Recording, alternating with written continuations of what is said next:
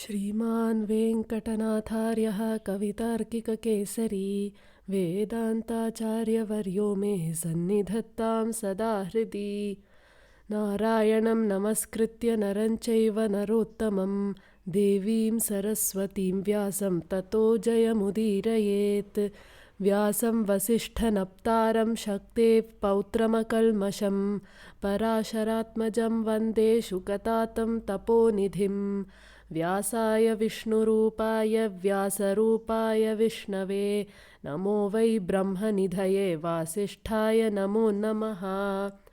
श्रीपराशरभट्टार्यः श्रीरङ्गेशपुरोहितः श्रीवत्साङ्कसुतः Shriman श्रेयसे मेस्तु भूयसे।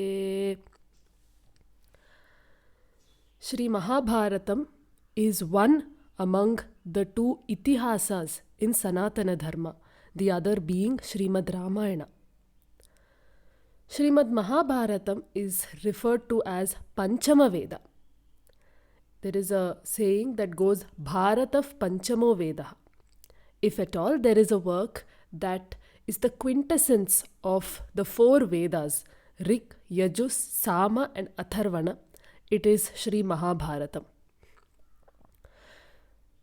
In Sri Mahabharatam, we have 5 precious works that hold a special place in Sanatana Dharma. They are Sri Shat-prashni, which is a conversation between Yama in the form of a Baka or a Yaksha and Yudhishtira, the eldest of the Pandavas. Viduraniti, a conversation between Vidura and Dhritarashtra. Sanat Sujatiyam, a conversation between Sanat Sujata and Dhritarashtra.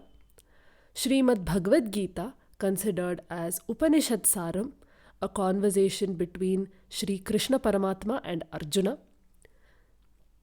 And the last one is Sri Vishnu Sahasranama, a conversation between Bheeshmacharya and Yudhishtira.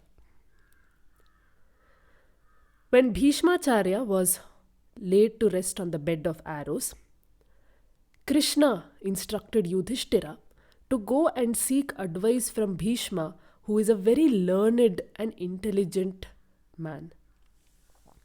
When Yudhishtira went and sought Bhishma's advice and got all his doubts related to dharma and administration answered, he still had some questions in his mind, which he went and asked Bhishma.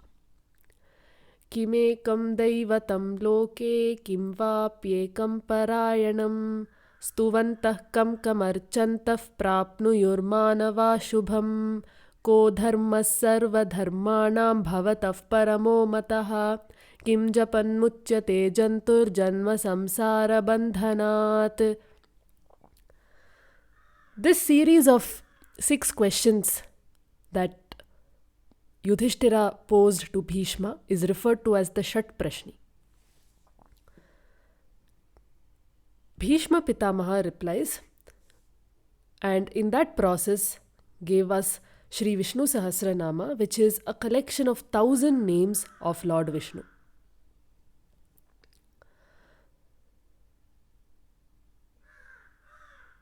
We have a lot of instances where the importance of Sri Vishnu Sahasranama has been emphasized. If you take Sri Adi Shankara Bhagavad Pada, in his work Bhaja Govindam, you have him mentioning Geyam Gita Nama Sahasram. He emphasizes the importance of Gita, that is Srimad Bhagavad Gita, and Nama Sahasram, referring undoubtedly to Sri Vishnu Sahasranama. Among the Tamil mystic saint poets, the Azhwars, you have Andal in her Nachiyar Tirumozhi referring to the Lord as Namamayiramethtaninda Narayanane. Likewise, you have Thirumangai Azhwar in Shiriya Thirumadal referring to the Lord as Perayiramudayan. The importance of Namasankeerthanam is something that is conveyed very frequently in our Puranas and Itihasas. We know the stories of Draupadi, Gajendra, Prahlada, Dhruva, where the importance of Namasankeerthana has been highlighted. It was the name of the Lord that saved them and protected them.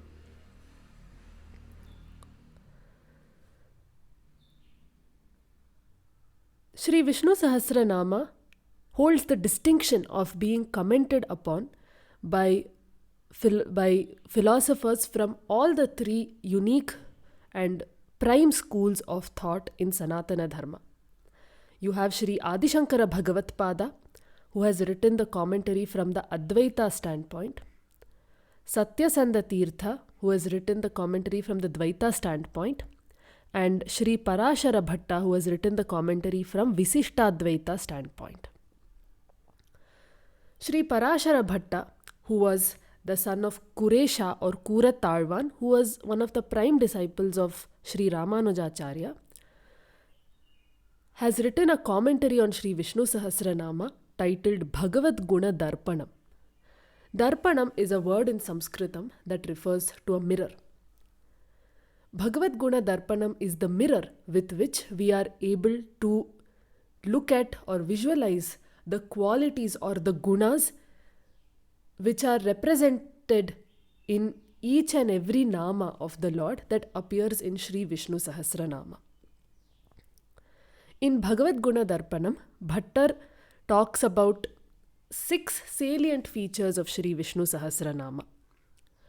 We will see what they are briefly. The first feature, Mahabharata Saratvat. Sri Vishnu Sahasranama is the essence of Sri Mahabharatam. As we saw, Sri Mahabharatam is considered as Panchama Veda or Vedasaram, and Sri Vishnu Sahasranama is Mahabharata Saram.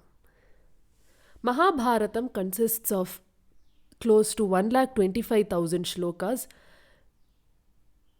in addition to which there is an additional portion called Harivamsha. Now, it would be a Herculean task to first of all learn and recite the 125,000 shlokas of Sri Mahabharatam. Compared to that, Sri Vishnu Sahasranama is relatively shorter and it takes only half an hour to render the entire stotra. Not just in terms of quantity but also in quality. The importance of Bhagavan Nama, such as exemplified in the story of Draupadi, is exemplified in Sri Vishnu Sahasranama. The importance of the devotees of the Lord is also something that Sri Vishnu Sahasranama talks about. Garuda Upakhyanam in the Adi Parva of Mahabharatam, the story of Garuda, which is in many ways analogous to the story of the Pandavas and the Kauravas.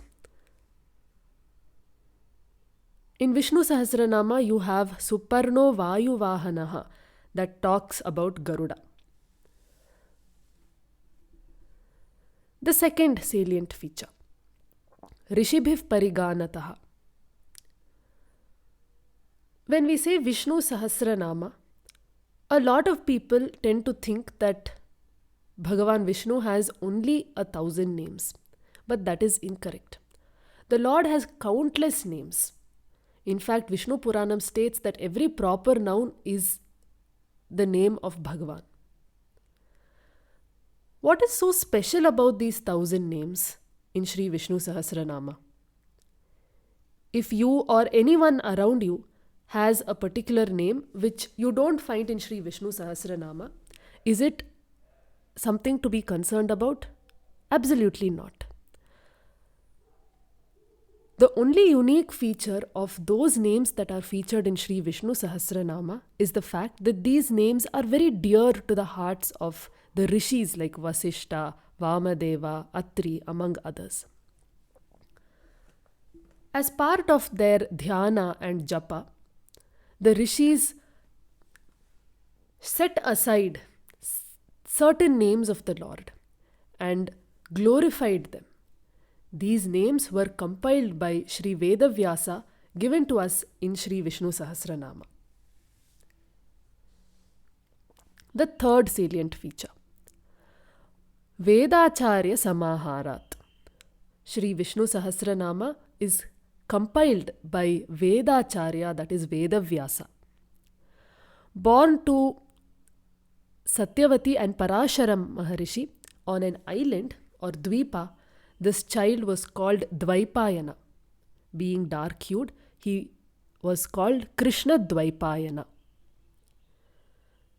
What Krishna Dvaipayana did was that he saw the Vedic mantras and saw that certain mantras were of a certain kind, certain other mantras were of a different kind. So he categorized or classified the Vedas, taking the criteria to be the type of mantra that it is. If you were to take a mixture of dry fruits and sort the components out, for example, you take all the cashew nuts and sort them out in one bowl, the almonds and sort them out in one bowl, the raisins and sort them out in one bowl, you sort out the components of the dry fruit mixture based on certain features like their shape, their size, their color, and their taste. Likewise, Veda Vyasa used the criteria of the type of mantra to classify the Vedic mantras into Rig Veda, Yajur Veda, Sama Veda, and Atharvana Veda. Since he performed Vyasa or classification of Vedas, he is better known as Veda Vyasa. Veda Vyasa belongs to an illustrious lineage. He is the great-grandson of Vasishtha, who was the Acharya for Sri Rama. He is the grandson of Shakti Maharishi, the son of Parashara Muni, who gave us Sri Vishnu Puranam, and he is the father of Shuka Muni, who gave us Srimad Bhagavatam. So you have Parashara, Vyasa, Shuka, who have given us Vishnu Puranam, Mahabharatam, and Bhagavatam. Indeed, an illustrious lineage. The fourth salient feature, Bheeshmotkrishta Matatvataha. Sri Vishnu Sahasranama has been established as the best dharma among all that exists by Sri Bheeshmacharya.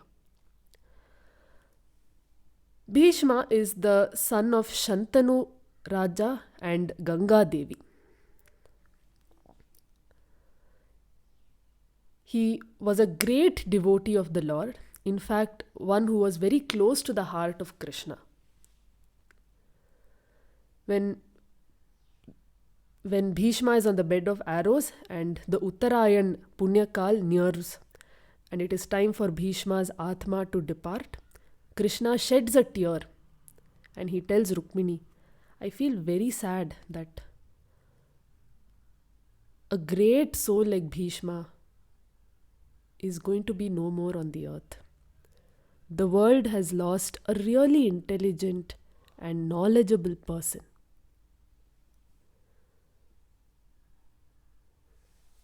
Bhishma is the son of Ganga, and so Sri Vishnu Sahasranama is also referred to as Janhavi Toyam, Janhavi being another name for Ganga. Even though we have to do campaigns like Namami Gange to save Ganga from pollution, we do not have to do a Namami Vishnu Sahasranama campaign because more than Ganga, Sri Vishnu Sahasranama given to us by Gangeya, Ganga Putra, is all the more pure. The fifth salient feature, Parigrahat Atishayataha. Sri Vishnu Sahasranama has been unanimously accepted by one and all. As we saw, the Vyakhyanam for Sri Vishnu Sahasranama has been done by Acharyas belonging to the three prime doctrines, and surprisingly there is a 98% convergence in the commentaries done by these three Acharyas. Sri Vishnu Sahasranama finds a mention in literary work, for example Bana Bhatta's Kadambari. It also finds a mention in medical and physiological texts like Charaka Samhita and Brihat Parashara Hora Shastra, making Sri Vishnu Sahasranama a panacea to all worldly problems. Sri Adi Shankara Bhagavatpada decided to write a commentary on Sri Lalita Sahasranama and instructed his disciple to go and get the book of Sri Lalita Sahasranama. When the disciple returned, Sri Adi Shankara opened the book and found that it was Sri Vishnu Sahasranama. He instructed his disciple to go and get the Lalita Sahasranama book. When the disciple returned, he saw again it was Sri Vishnu Sahasranama. This happened multiple times, and Adi Shankara nearly lost his temper, but then realized that probably the Lord wants his Sahasranama's Vyakhyana to be written by Sri Adi Shankara Bhagavatpada. The last salient feature, Geetarthaikartha Kaschanaha. Sri Vishnu Sahasranama is something that carries with it the core ideas of Srimad Bhagavadgita. For example, in Srimad Bhagavadgita, there is a place where Sri Krishna Paramatma says Vasudeva Sarvamiti. And you have the first three namas of Sri Vishnu Sahasranama, Vishwam, Vishnur, Vashatkaraha. Vishwam, the all-in-one, Vishnuhu, the one in all, Vashatkaraha, the one who controls from within. So you can see how Srimad Bhagavad Gita and Sri Vishnu Sahasranama are consistent in their core messages.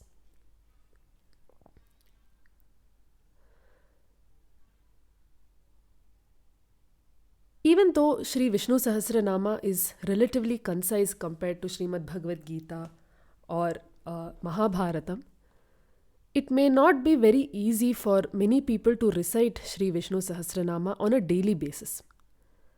Well, even before a lot of people could point out this concern, it was Parvati Devi who pointed this concern out to her husband Shiva. She said, "It takes so much time for you to recite Sri Vishnu Sahasranama. What will the common man do? What will the common people do?" Then Shiva says, Shri Rama, Rama, Rama iti. Saying the Rama Nama 3 times gives you the benefit of reciting the Sahasranama. Why is that? As per certain numbers given to the letters in Sanskritam, Ra carries a letter of 2. Ra is given the number 2 and Ma is given the number 5. So 2 into 5 is 10. So when you say Rama thrice, it is 10 into 10 into 10, that is 1000. So Sahasranama Tattulyam Ramanama. Ramanama is the essence of Sri Vishnu Sahasranama.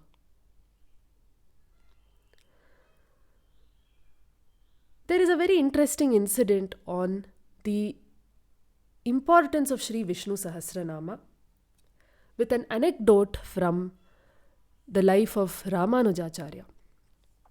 When Ramanuja was in Srirangam, which was the headquarters of the Sri Vaishnava Sampradaya, some of the temple authorities came and complained to him, saying that there is one particular Vaishnava who stands in the queue to receive the prasadam, and he demands a lot of prasadam, not just for himself but to feed his family, that includes his wife and 16 children. He is taking a large amount of the prasadam, and we feel that it is not fair on his part. Ramanuja went to the Vaishnava and heard the Vaishnava's story. Ramanuja said, "Why don't you come and do some form of service or some work in the temple so that you can get this food?" To which the Vaishnava replied, "Swami, most of my time goes in taking care of my 16 children who are undernourished. I don't have time to do any kind of service to the temple. Moreover, I do not know the Vedas or the Divya Prabandham, that is the esoteric verses of the Azhwars, to be able to join the temple festivities." Ramanuja asked, "Do you know Vishnu Sahasranama? Even if you don't know the entire thing, can you please recite it to the extent that you know?" The Vaishnava started. Vishvam Vishnurva Shatkaro Bhuta Bhavya Bhavat Prabhuhu Bhuta Krit Bhuta Bhrit. He stopped there. He was like, Swami, that is all. That's all I know. Ramanuja said, okay, take this particular name, Bhuta Bhrite Namaha, and recite it. You will get food for yourself and your children. The Vaishnava then took leave. Following that incident, the instances of a certain Vaishnava demanding excess prasadam in the Srirangam temple stopped. In a few weeks' time, the temple authorities came to Ramanuja again, this time with a different problem, saying that every time we take the prasadam for distribution to everyone, we find that a substantial portion of it goes missing. We have very tight security inside the temple. Ramanuja asked, what about that Vaishnava who used to come and ask for food? The temple authorities went all around Srirangam in search of this Vaishnava, but they did not find him.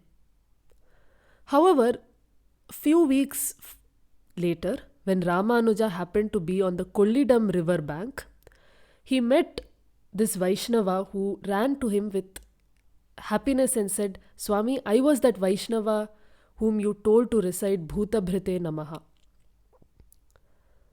And look at the power of that particular Nama. Me and my children are getting food every day and my children are well nourished.